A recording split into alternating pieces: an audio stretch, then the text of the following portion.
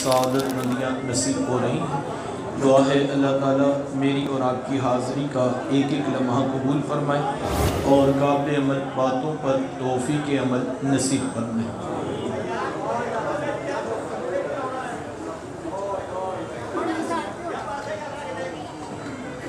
आप जानते हैं कि अल्लाह के रसूल सल्लल्लाहु अलैहि वसल्लम की जिस वक्त विलादत हुई तो 7 दिन तक अपनी वालिदा हज़रत आमिना सलामुल्लाह अलैहा का दूध पिया।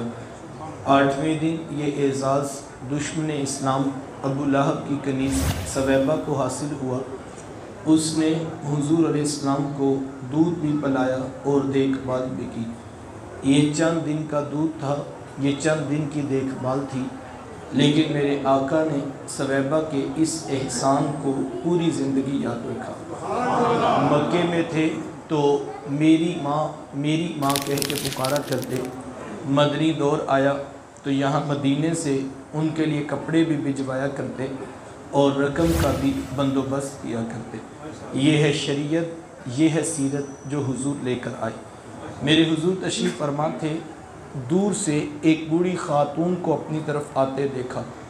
आका करीम अलैहिस्सलाम की नज़र पड़ी तो मेरे हुजूर उठ खड़े हुए, मेरी माँ पुकारते हुए और दौड़ लगाते हुए उनके करीब पहुँचे।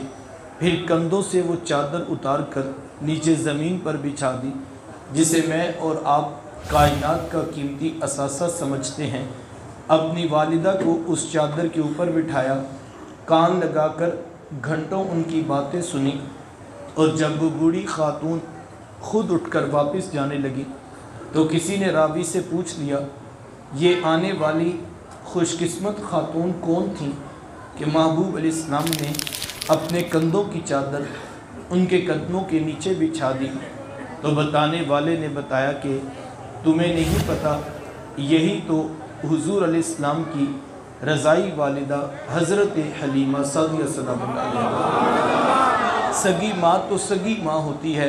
मेरे हुजूर अलैहिस्सलाम ने तो दूध पिलाने वाली माँ को भी इतनी इज़्ज़तें अता की हैं। माँ बाप क्या होते हैं ये ज़माने को मेरे हुजूर अलैहिस्सलाम ने आकर बतलाया। आका करीम अलैहिस्सलाम एक दिन सहाबा को नमाज़ पढ़ाने आए। ताहद्दे निगाह सहाबा ने उठकर हुजूर का इस्तकबाल किया। मोहब्बतों भरा ये हुजूम देखा तो छम छम आँखों से आंसू बरसने लगे।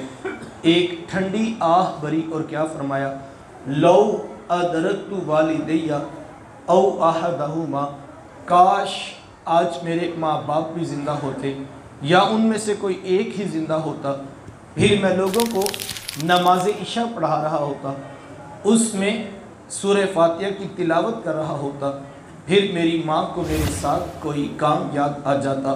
वो दरवाज़े पे आती, चिलमन सरकाती, अपने मीठे और प्यार भरे लहजे में फरमाती, इब्नी मोहम्मद, मेरे बेटे मोहम्मद मेरी बात तो सुनो। कहा लोगों मैं नमाज का मुसल्ला छोड़कर पहले माँ की बात को सुनी। ज़माने को अमलन बताया कि माँ का वजूद कितना मोतबर होता है। मेरे हुजूर तशरीफ़ फरमा थे, एक नौजवान हाज़िर खिदमत हुआ, आकर अर्ज़ करता है कि हुजूर मैं जिहाद पे जाना चाहता हूँ। मेरे आका पूछते हैं, अहयुन वालिदाका, क्या तेरे माँ बाप ज़िंदा हैं? क़ाल नाम, जी हुजूर ज़िंदा हैं। क़ाल फ़फ़ीहिमा फ़जाहिद, फरमाया जाओ उनकी खिदमत करो, यही तुम्हारे लिए जिहाद है। माँ बाप को इस कदर अहमियत, इस कदर फजीलत दी गई है कि एक मकाम पर फरमाया जिसका बाप राज़ी है मैं मोहम्मद ज़मानत देता हूँ उसका अर्श का रहमान भी राज़ी है, और जिसका बाप नाराज़ है उसका अर्श का रहमान भी नाराज़ है। यार कायनात की कीमती मता तो जन्नत थी ना, वो भी खींच करके माँ के कदमों तले बिछा दी। ये इज़्ज़त, ये मकाम, ये माँ बाप को रुतबा कहाँ से मिला है? जवाब एक ही मिलेगा, ये फैज़ है आमीना के लात का, ये फैज़ है मिलाद वाले आका का, जिन्होंने माँ बाप के कदमों तले जन्नत के दरवाज़े भी रखे हैं। बहनें और बेटियाँ क्या होती हैं ये ज़माने को मेरे महबूब अलैहिस्सलाम ने आकर बतलाया। आका करीम अलैहिस्सलाम की आमद से कबल आप तारीख़ अरब उठा कर देखें, जब किसी के यहाँ बेटी पैदा होती तो शर्म से उसका मुँह काला हो जाता, عزت اور آبرو بچانے کا باپ کے پاس ایک ہی راستہ ہوتا کہ ظالم باپ ماں کی ممتا بری گود سے پھول جیسی بیٹی چھینتا، گڑھا کھود کے دھکا دے کر اوپر مٹی ڈال دیتا۔ اگر کوئی باپ اتنا ظالم تھا، اتنا سفاک تھا، تو اس قابل تھا کہ وہ معاشرے میں سر اٹھا کر جی سکتا ہے، اور اگر کسی کے ہاتھوں میں اتنی سخت نہیں کہ وہ اپنی زندہ بیٹی کا گلا دبا سکے، تو وہ اس قابل نہیں کہ معاشرے میں سر اٹھا کر جی سکے۔ یہ عرب معاشرہ ہے جسے قرآن مجید فرقان حمید نے بھی بیان کیا ہے۔ وہ عملاً بیٹیوں کو ذبح کیا کرتے تھے اور بہنوں کو زندہ درگور کر دیا کرتے تھے۔ جس دور میں بیٹی ذبح کی جا رہی تھی، جس دور میں بہن زندہ درگور کر دی جاتی، میرے حضور اس دور میں کلمہ حق بلند کیا، اور حضور کیا فرمایا؟ بیٹیوں کو ذبح کرنے والوں سن لو، فاطمہ تو بدعۃ منی، میری فاطمہ تو میرے جگر کا بھی ٹکڑا ہے۔ یہ کلمہ محبت بھی ہے اور یہ کلمہ جہاد بھی ہے۔ آج میں اور آپ اپنی بیٹی یا بہن کے لیے کوئی پیار بری بات کہیں تو یہ بہت بڑی بات نہیں ہے۔ آج اس معاشرے میں بیٹی کی عزت ہے، آج اس معاشرے میں بہن کا وقار ہے۔ یوں ہی تو نہیں بوڑھا باپ جھکی ہوئی کمر پہ بوریاں لات لات کے مزدوری کر رہا ہے کہ میں نے اپنی بیٹی کے عزت کے ساتھ ہاتھ پیلے کرنے ہیں۔ جوان سال بائی فیکٹری میں اوور ٹائم لگا رہے ہیں کہ ہم نے بہن کے جہیز کی ساری چیزیں پوری کرنی ہیں۔ تین تین ٹیوشنیں پڑھا رہے ہیں کہ ہم نے بہن کو عزت کے ساتھ بیاہنا ہے۔ یار یہ باپ تو ذبح کرتا تھا، یہ بھائی تو زندہ درگور کر دیتا تھا، آج یہ اوور ٹائم لگا رہے ہیں، یا آج ڈبل شفٹ لگا رہے ہیں، یا ٹیوشنیں پڑھا کر بہنوں کی ذمہ داریاں نبھا رہے ہیں۔ ان کے سینے میں اتنا پیار آج آ چکا ہے کہ جب ماں باپ بیٹی کو رخصت کر رہے ہوتے ہیں، آنکھوں میں پھوٹ پھوٹ کے آنسو ٹپک رہے ہوتے ہیں، اور وہ غش کھا کے گر رہے ہوتے ہیں کہ ہم سے بہنوں اور بیٹیوں کی جدائی دیکھی نہیں جاتی۔ یار یہ باپ تو ذبح کرتا تھا، یہ بھائی تو زندہ درگور کرتا تھا، ان کے سینے میں اتنا کوٹ کوٹ کر پیار کس نے بھر دیا؟ جواب ایک ہی ملے گا، یہ فیض ہے آمینہ کے لال کا، یہ فیض ہے میلاد والے آقا کا، جنہوں نے کٹتی بیٹیوں کو عزت اور ذبح ہوتی ہوئی بہنوں کو زندگی کی بہاریں عطا کی ہیں۔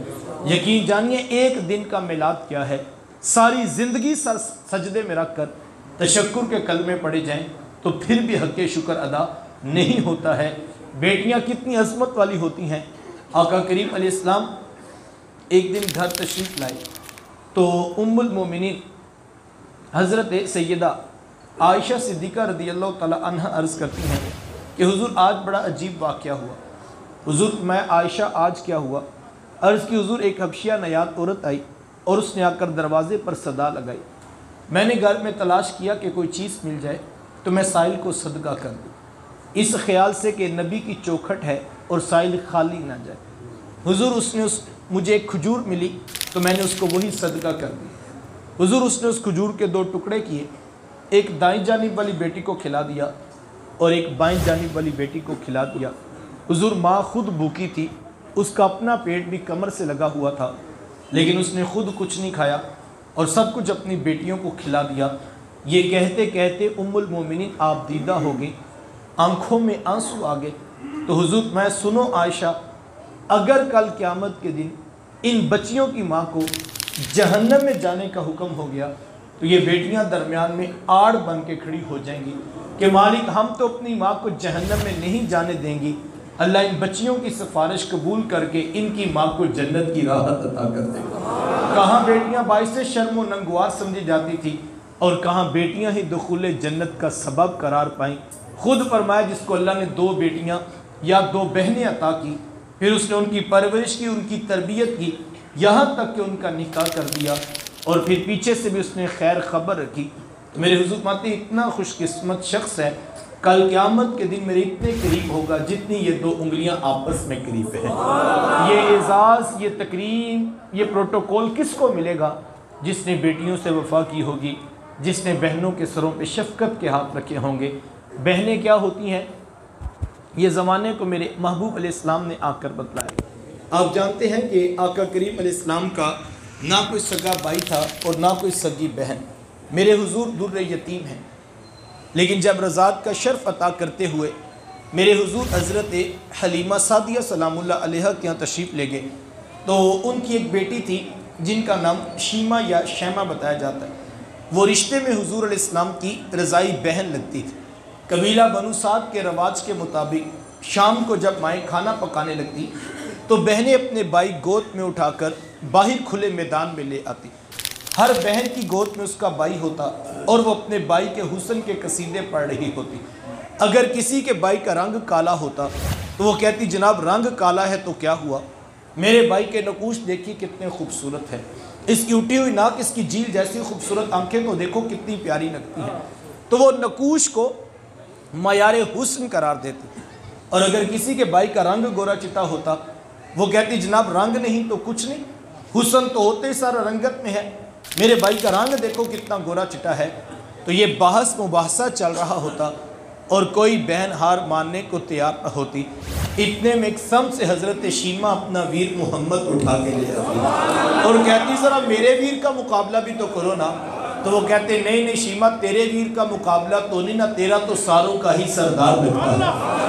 تو تمہیں آتا حضرت شیمہ کا سر فخر سے بلند ہو جاتا اور وہ حضور علیہ السلام کو سینے سے چمٹا لیتی اور دعا دیتی ربنا اب کلنا محمدہ، انشاءاللہ میرے ویر محمد کو نظر نہ لگے۔ آج میں دیکھ رہی ہوں بچوں کا سردار ہے، کل اپنی آنکھوں سے دیکھوں جوانوں کا بھی سردار بنے۔ زندگی کے لیل و نہار گزرتے گئے، حضرت شیمہ کی شادی ہوگی۔ مدنی دور کی کہانی ہے، اتفاق سے جس قبیلے میں حضرت شیمہ کی شادی ہوئی، حضور علیہ السلام کے صحابہ کی لڑائی اور جنگ اسی قبیلے کے ساتھ ہوئی۔ ان کے کچھ بندے قتل کر دیے، کچھ کو قیدی بنا کر صحابہ مسجد نبوی میں لے آئے۔ عرب کے رواج کے مطابق قیدیوں کو چھڑانے کے لیے قوم کے سردار فدیہ اور فنڈ اکٹھا کرنے کے لیے نکلے، ہر دروازے پر دستک دیتے اور فنڈ مانگتے۔ چلتے چلتے حضرت شیمہ کے دروازے پر پہنچے، دستک دی تو پوچھا کون، کہا قبیلے کے سردار ہیں، فنڈ اکٹھا کر رہے ہیں، تم بھی اپنا حصہ ڈالو۔ پوچھا یہ فنڈ کس لیے اکٹھا ہو رہا ہے، یہ رقم کی جمع کی جا رہی؟ تو کہا کہ مدینے میں ایک شخص ہے، ادعائے نبوت رکھتا ہے، اس نے ہمارے لوگ پکڑ لیے ہیں، ہم نے اپنے قیدی چھڑانے۔ تو پوچھا کہ اس کا نام کیا ہے؟ کسی کی زبان سے بے ساختہ نکلا محمد صلی اللہ علیہ وسلم۔ ایک عرصے کے بعد حضور علیہ السلام کا نام سنا تھا، آنکھوں میں آنسو آ گئے۔ کہا انہوں نے تمہارے بندے پکڑے؟ کہا ہاں انہوں نے ہمارے لوگ پکڑے۔ کہا پھر فنڈ اکٹھا کرنا چھوڑو، صرف مجھے ساتھ لے چلو۔ کہا تم کیا کرو گی؟ کہا میں تمہارے قیدی چھڑا کے لاؤں۔ کہا تم ان کو جانتی ہو؟ کہا ہاں ہاں، تمہیں نہیں پتا وہ میرے بچپن کے ویر اور بھائی لگتے ہیں، میں تمہارے قیدی چھڑا کے دکھاؤں۔ حضرت شیمہ قبیلے کے سرداروں کو ساتھ لیا اور حضور علیہ السلام کے خیمہ نوری کی طرف سفر شروع کیا۔ یہ وہ وقت تھا جب ادب کی آیات نازل ہو چکی۔ خبردار میرے رسول کی آواز سے آواز کی اونچی نہ کرنا، ورنہ زندگی کی ساری کمائی غارت کر کے رکھ دو۔ میرے رسول کی چوکھٹ پہ آنا چاہتے ہو، یوں ہی اٹھ کر نہ آ جاؤ، بلکہ پہلے گھر جاؤ، پھر کوئی فقیر تلاش کرو، اس کے لیے کوئی صدقہ لاؤ اور صدقہ اس کے ہاتھ میں پکڑاؤ، پھر میرے رسول کی چوکھٹ پہ حاضری کرو، تمہیں پتہ لگے تم کس عظیم بارگاہ میں حاضری کے لیے جا رہے۔ صحابہ ننگی تلواروں سے در حبیب پہ پہرا دے رہے۔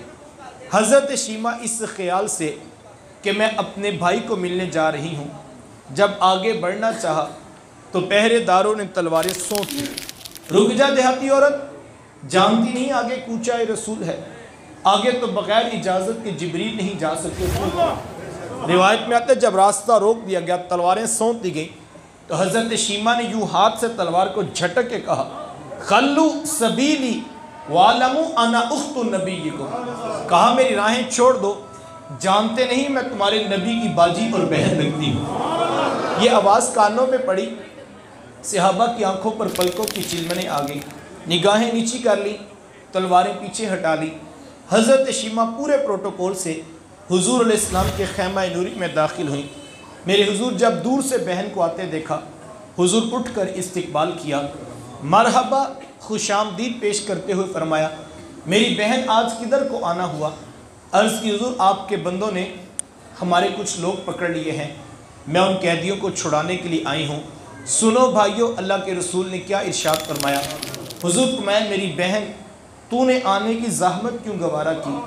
تو گھر بیٹھے بھی پیغام بھیج دیتی، میں محمد تیرے کہنے پہ ہی ساروں کو چھوڑ دیتا۔ زمانے کو عملاً بتایا کہ دروازے پر بہن کا آنا کتنا معتبر ہوتا ہے. پھر چند جوڑے، کچھ گھوڑے، بہت سارا ساز و سامان جمع کیا اور میرے محبوب علیہ السلام خود اپنی بہن کو رخصت کرنے کے لیے دروازے تک تشریف لے آئے. صحابہ نگاہیں نیچی کیے محبوب علیہ السلام کے ادب میں کھڑے تھے کہ حضور فرمایا کہ صحابہ میں جب بھی قیدی چھوڑتا ہوں پہلے تم سے مشورہ کرتا ہوں. آج پہلا موقع ہے، میں قیدی بھی چھوڑ رہا ہوں اور میں نے مشورہ بھی نہیں کیا ہے. عرض کی اے بندہ نماز، آپ مالک کل کائنات ہیں، آپ جو چاہیں کریں، ہم کون ہوتے ہیں بھلا درمیان میں مشورہ دینے والے. لیکن حضور جی اتنا تو بتائیے آج کون سی خاص بات تھی کہ آپ نے مشورہ کرنا بھی ضروری نہیں سمجھا. حضور میں صحابہ آج میرے دروازے پر میری بہن آ گئی تھی، اور جب بہنیں دروازے پہ آ جائیں اللہ کا رسول انہیں خالی نہیں موڑا کرتا. زمانے کو بہن کا رشتہ عظمتوں محبتوں کے ساتھ متعارف کروایا تو یہ حضور علیہ السلام کی ذات کا خاصہ ہے. جب بیٹی ذبح کی جا رہی تھی، جب بہن زندہ درگور کر دی جاتی، جب ماں جیسا رشتہ منڈیوں اور بازاروں میں بیچ دیا جاتا تھا، اس دور میں بیوی کی کیا حیثیت ہو. جبکہ آج کے اس تہذیب یافتہ دور میں بھی کچھ لوگ بیوی کو پاؤں کا جوتا خیال کرتے. یہ زمانہ جاہلیت کی بات ہے. آقا کریم علیہ السلام نے ازواج مطہرات کے ساتھ جو حسن سلوک کی داستانیں رقم کی ہیں، زمانہ ان کی مثال نہیں لا سکتا. کسی کو میرے حضور عمیرہ کہہ کے پکارتے، کسی کے لیے بکری کا بچہ ذبح کرتے اور گوشت کے مختلف ٹکڑے ان کی سہیلیوں کے ہاں بیچتے. حضور کثرت کے ساتھ حضرت خدیجہ الکبریٰ رضی اللہ تعالی عنہ کا ذکر کیا کرتے. ام المومنین حضرت سیدہ عائشہ صدیقہ رضی اللہ تعالی عنہ ایک دن فرماتی میری زبان سے بے ساختہ نکل گیا کہ حضور اللہ نے آپ کو بہتر ازواج عطا کر دی ہیں اور آپ ابھی تک اس بوڑھی عورت کا ذکر نہیں چھوڑتے. پھر حضور کے چہرے پر جلال آ گیا اور حضور میں اے عائشہ مجھے خدیجہ کے بارے تکلیف نہ دو. جب پورے مکے نے میرا انکار کیا تھا، ایک خدیجہ تھی جس نے میرا اقرار کیا. میں اسے کیسے بلا دوں جب زمانہ میری مخالفت کرتا تھا. ایک خدیجہ تھی جو میرے سے محبت کی دعوے دار تھی. فرماتی پھر میں نے ہمیشہ محبتوں کا ہی تذکرہ رکھا اور یہی حضرت خدیجہ الکبریٰ رضی اللہ تعالی عنہ ہیں. جب ان کا وقت آخر قریب آیا تو حضرت سیدہ فاطمہ الزہرا رضی اللہ تعالی عنہ کو بھیجا اور کہا بیٹا جاؤ جا کر حضور علیہ السلام سے چادر رحمت مانگ لاؤ. سیدہ حاضر خدمت ہوئی اور آ کر عرض کیا کہ میری والدہ چادر مانگ رہی ہیں. آقا کریم علیہ السلام نے اپنی چادر بھی اتار کر پیش کر دی اور ساتھ فرمایا بیٹا اپنی ماں سے پوچھو یہ چادر کیا کرنی ہے. یہ کہتے کہتے میرے حضور علیہ السلام بھی ساتھ تشریف لے آئے. تو حضور فرمایا کہ اے خدیجہ تو نے چادر کیا کرنی ہے. عرض کی حضور مجھے جو بخار ہے لگتا یوں ہے کہ جان لیوا ثابت ہوگا. میری آرزو یہ ہے کہ مجھے کفن آپ کی چادر رحمت میں عطا کیا. یہ حضور علیہ السلام کی سیرت کا کتنا بڑا حوالہ ہے یار کہ بیوی آرزو کر رہی ہیں اگر شوہر کی چادر میں کفن مل جائے تو یہ رب کے حضور میری بخشش کی ضمانت ہوگی. آقا کریم علیہ السلام نے چادر بھی اتار کر پیش کر دی اور ساتھ تاریخ ساز جملہ ارشاد فرمایا خدیجہ تو نے تو صرف چادر مانگی ہے، لو ارتی جلدی لآتیتکی، اگر تو مجھ محمد کی جلد بھی مانگ لیتی میں وہ بھی اتار کے بیچ دیتا. زمانے کے سامنے بیوی کا خوبصورت رشتہ میرے حضور علیہ السلام نے متعارف کروایا ہے. وقت سمٹ رہا ہے، بھائی کیا ہوتے ہیں یہ زمانے کو میرے حضور علیہ السلام نے آ کر بتلایا. آقا کریم علیہ السلام تشریف فرماتے ایک نوجوان حاضر خدمت ہوا، آ کر عرض کرتا ہے کہ حضور میں کماتا ہوں اور میرا بھائی کماتا نہیں، رہتے اکٹھے ہیں، اخراجات سانجے ہیں تو میری کمائی بھی اس کی طرف چلی جاتی. اس طرح ایک کمانے والے بھائی نے نہ کمانے والے کی شکایت اللہ کے رسول کی بارگاہ میں پیش کی. آج گھر گھر کا یہی دکھڑا ہے، جو زیادہ کماتا ہے وہ دوسروں کو خاطر میں نہیں لاتا. بڑا بھائی چھوٹوں کے لیے بے پناہ محبت کے جذبات رکھتا ہو لیکن اس کی آمدن تھوڑی ہو تو چھوٹے تانا دیتے ہیں کہ تو نے باپ کے بعد کون سی جاگیر ہے جو ہمارے لیے بچا کے رکھی. آج کہا جاتا ہے تو کہتا ہے کہ تیری عزت کوئی نہیں کرتا، تیری عزت کس بات پہ کرے. آج کہا جاتا ہے تیرے بچوں کی فیسیں تو ہم بھرتے ہیں، گھر کے اخراجات تو ہم چلا رہے ہیں، دودھ کا بل تو ہم دیتے ہیں، تیری عزت کس بات پہ کرے.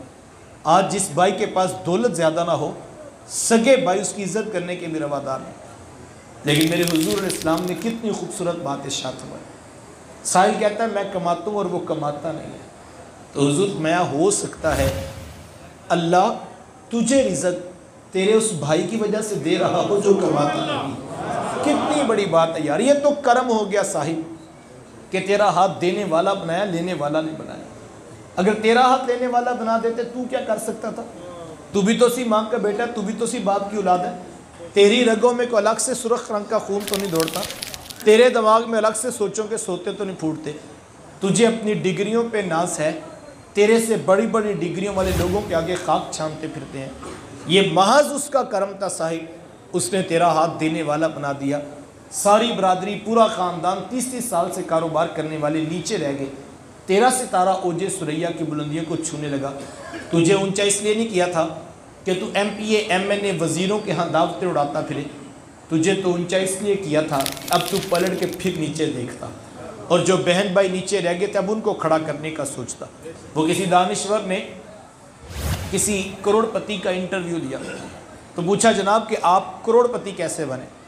آج ہر شخص چاہتا ہے میں بھی راتوں رات امیر ہو جو میں بھی کروڑ پتی بنوں۔ تو پوچھا جناب آپ کروڑ پتی کیسے بنے؟ تو اس نے مسکرا کے کہا میں نے اپنے نیچے والوں کو لاکھ پتی بنا دیا، قدرت نے مجھے کروڑ پتی بنا۔ جو نیچے والوں کے بارے میں سوچ رہا ہوتا ہے، جو بہنوں کے بارے سوچ رہا ہوتا ہے، جو بھائیوں کے بارے سوچ رہا ہوتا ہے، جو یہ سوچ رہا ہوتا ہے یار بھتیجا جوان ہو گیا ہے، بھائی کی بیٹیاں بھی زیادہ ہیں، اخراجات بھی زیادہ ہیں، چلو پڑھ لکھ بھی گیا، میں کوشش کرتا ہوں کہیں پہ اچھی نوکری لگ جائے، چلو بھائی کا بوجھ ہلکا ہو جائے گا۔ یار دیتا تو سب کو اللہ ہی ہے، لیکن یہ اپنے بھائی کے بارے میں سوچ رہا ہوتا ہے اور اس کے بارے میں فکر مند ہوتا ہے کہ اس کا گھر اچھی طرح چلنا چاہیے، یہ اس کے بارے میں سوچ رہا ہوتا ہے۔ اللہ کی رحمت کے فرشتے اسی کے بیڑے میں اتر رہے ہوتے ہیں، اور یہ تو حدیث ہے کہ حضور علیہ السلام نے فرمایا جب بندہ اپنے بھائی کی مدد کے لیے اٹھ پڑتا ہے اللہ کی رحمت کے فرشتے اس کے اپنے مددگار بن جاتے ہیں۔ تو مجھے بتاؤ جس کا رب مددگار بن جائے بھلا اسے بھی کوئی کمی رہ سکتی ہے؟ اپنے ساتھ رشتوں کا لحاظ رکھیے، ان کو جوڑنے کی کوشش کیجیے، ان کو کھڑا کرنے کی کوشش کیجیے، ان کو معاف کر دینے کی عادت اپنے حوالے سے اختیار کیجیے، معاف کر دیجیے، صلح کر لیجیے۔ یہ خوبصورت دین ہے جو حضور اسلام لے کر آئے۔ اگر ہم اس دین کو اختیار نہیں کرتے تو یاد رکھیے ہمیں منزل حاصل نہیں ہوگی۔ ہم نے محبوب علیہ السلام، وقت سمٹ گیا، ہم نے محبوب علیہ السلام کی آمد کی خوشی میں ہم نے کمکمے بھی روشن کیے، ہم نے چراغا بھی کیا، ہم نے جھنڈیاں بھی لگا لی، ہم نے جھنڈے بھی نصب کر دی، ہم نے راہوں میں پھول کلیاں اور مٹھائیاں بھی رکھی ہیں۔ یہ سب کچھ باعث برکت ہے، میں ان کی نفی نہیں کرتا۔ وہ تو نادان ہے جو بیچارہ اس عنوان پر بھی الجھ پڑا۔ میں تو صرف ایک جملہ یہ کہتا ہوں کہ حضور والا مجھے یہ بتائیے، اگر حضور علیہ السلام کی آمد کی بھی خوشی نہیں منانی ہے تو پھر حضور والا خوشی کہتے کس شے کو ہے؟ کائنات میں سب سے بڑی خوشی تو یہ ہے کہ اللہ نے رب ہو کر کرم فرما دیا اور اپنا محبوب ہم جیسوں کو عطا کر دیا۔ یار محبوب تو کوئی کسی کو دیکھنے نہیں دیتا ہے، کتنا کرم ہوا کہ محبوب ہی عطا کر دیا۔ میرے شیخ اسی لیے پڑھا کرتے ہیں اپنا معیار زمانے سے جدا رکھتے ہیں، اپنا معیار زمانے سے جدا رکھتے ہیں، ہم تو محبوب بھی محبوب خدا رکھتے ہیں۔ اور یہ میرا اور آپ کا کمال نہیں، یہ تو رب کا کرم ہوا کہ اس نے ہمیں اپنا محبوب عطا کر دیا۔ تو یہ کمکمے، یہ روشنیاں، یہ چراغاں، یہ پھول، یہ کلیاں، یہ مٹھائیاں، یہ سب کچھ باعث برکت۔ وہ نادان ہے جو اس عنوان پر الجھ پڑا، جس نام پہ امت نے جڑنا تھا ہم نے اس نام کو جھگڑے کا سبب بنا ڈالا۔ یہ کتنا بڑا ستم ہے جو ہمارے اوپر ہوا۔ یاد یقین جانے یہ تو کوئی اختلاف کی بات ہی نہیں۔ یہ ابھی ہم آئے ہیں تو ہمارے نوجوان باہر ہمارا پھولوں کے ساتھ استقبال کرنے کے لیے رکے تھے، تو میرا نہیں خیال انہوں نے پہلے کسی مفتی صاحب سے فتویٰ لیا ہو کہ شام کو عبداللہ بھائی نے آنا ہے تو کیا ہم پھولوں کے ساتھ استقبال کر سکتے ہیں۔ اگر انہوں نے فتویٰ لیا نہیں پہلے تو مجھے یقین ہے کہ ان پر کوئی فتویٰ لگے گا بھی نہیں۔ کیوں؟ کسی نے ان سے یہ نہیں پوچھا ہوگا کہ کہاں لکھا ہوا ہے قرآن میں، کہاں لکھا حدیث میں۔ اس لیے نہیں پوچھا کہ سب لوگوں کو اچھی طرح پتہ ہے کہ جب کوئی شخص آتا ہے لوگ آنے والے کا استقبال کیا کرتے ہیں۔ یہ اتنی سادہ سی بات ہے اگر انسان اس پہ غور کر لے۔ یہ ہمارے یہاں شادی بیاہ کی تقاریب میں مہمان آتے ہیں تو چھوٹے چھوٹے بچے پلیٹوں میں پھول لے کر ان پر اوپر ڈالتے ہیں، تو کبھی کسی مفتی صاحب کا فتویٰ نہیں آیا، کبھی کسی دارالعلوم نے نہیں کہا کہ جناب یہ کہاں پہ لکھا ہوا ہے۔ کیوں؟ سب کو پتہ ہے کہ جب کوئی آتا ہے تو لوگ آنے والے کا استقبال کیا کرتے ہیں، اور یہ اتنی سادہ سی بات ہے کہ اس پر مسلک تو مسلک حضور والا، اس پر کسی مذہب کا بھی اختلاف نہیں۔ آپ یہودیت اٹھا لیجئے، عیسائیت دیکھ لیجئے، آپ ہندوازم سکھزم اٹھا لیں، کسی مذہب کا آپ عنوان اٹھا لیں، پوری دنیا میں انسانوں کی بستی کا اصول یہ ہے کہ جب کوئی شخص آتا ہے لوگ آنے والے کا استقبال کیا کرتے ہیں۔ اگر اس سے آگے کی بات کروں تو جن کے پاس مذہب نام کی بھی چیز نہیں، انہوں نے بھی مورل ویلیوز کے اندر یہ بات لکھی ہوئی ہے کہ جب کوئی شخص آئے تو اس کا استقبال کرنا چاہیے۔ توجہ چاہوں گا اس ایک جملے پر، اور میں خیال کرتا ہوں اگر یہ ایک جملہ بھی سمجھ آ جائے تو شاید یہ کئی کتابوں کا اور کئی دلائل کا سفر آپ کو کروا دے۔ کیا خیال ہے حضور والا؟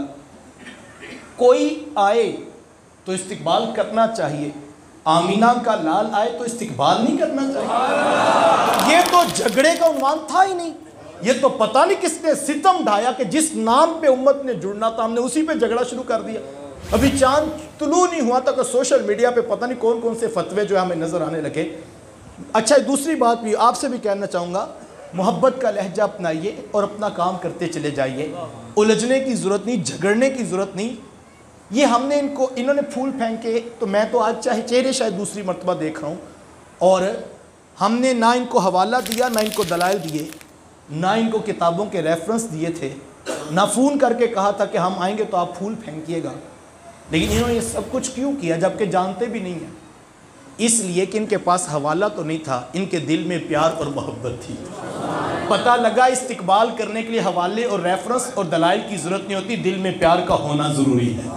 تو دعا کیجئے جو جھگڑے میں الجھا ہوا ہے، جب اس کے سینے میں پیار آئے گا اس کا جی کرے گا کہ پھول بھی ہونے چاہیے، کلیاں بھی ہونی چاہیے، جھنڈیاں بھی ہونی چاہیے، جھنڈے بھی ہونے چاہیے، درود کے نغمے بھی ہونے چاہیے، نعت کے زمزمے بھی ہونے چاہیے۔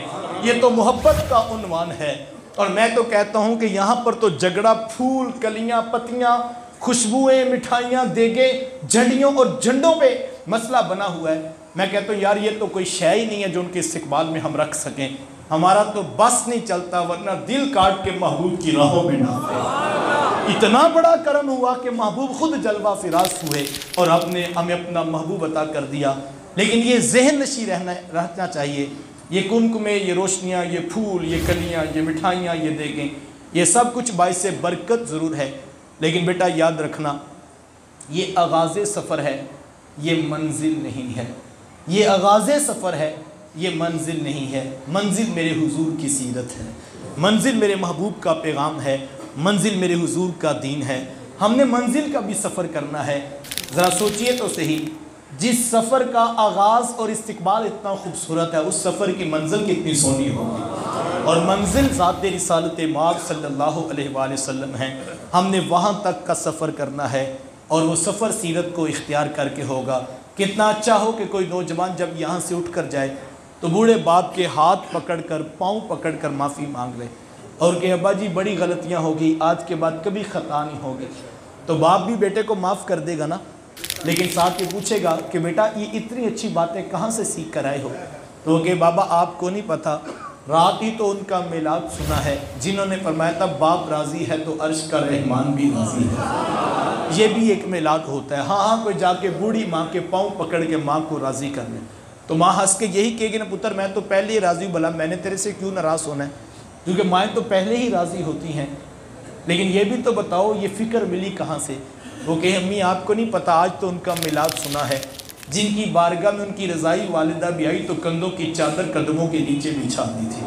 اسی وقت ارادہ کیا تھا آج کے بعد ماں کے سامنے اف بھی نہیں کروں گا۔ ہاں کوئی نوجوان فجر کی نماز میں با جماعت نظر آ جائے، قاری صاحب اس کو مبارکباد دیتے ہوئے، تھپکی دیتے ہوئے کہیں کہ بیٹا آج پہلی نماز فجر کی اور وہ بھی با جماعت، یہ راتوں رات تبدیلی کہاں سے آ گئی بھئی؟ وہ کہ حضرت آپ کو نہیں پتہ رات تو ان کا میلاد سننا ہے جنہوں نے فرمایا تھا میری آنکھوں کی ٹھنڈک بھی نماز میں رکھی گئی۔ یہ بھی تو میلاد ہے، ہم نے اس کا بھی سفر کرنا ہے۔ آؤ حضور کے نام کی سلو کر لو، آؤ محبوب کے نام پہ معاف کر دو، آؤ محبت بانٹو، پیار بانٹو، الفت بانٹو، سلو کر لینے کا حوصلہ پیدا کیجئے، معاف کر دینے کی عادت کو اختیار کیجئے۔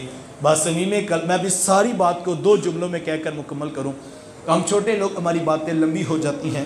میرے استاذ المکرم کا یہ جملہ میں جب بھی بولا کرتا ہوں تو اپنے سینے میں ایک روشنیوں کا جہاں محسوس کرتا ہوں۔ میرے شیخ طریقت فرمایا کرتے ہیں کہ بیٹا یہ نہ ہو کہ لوگ پوچھیں کہ تم کون ہوتے ہو اور تم مذہب کا خانہ پاسپورٹ سے دکھاؤ، یہ دیکھو اسلام لکھا ہے، ہم مسلمان ہوتے ہیں۔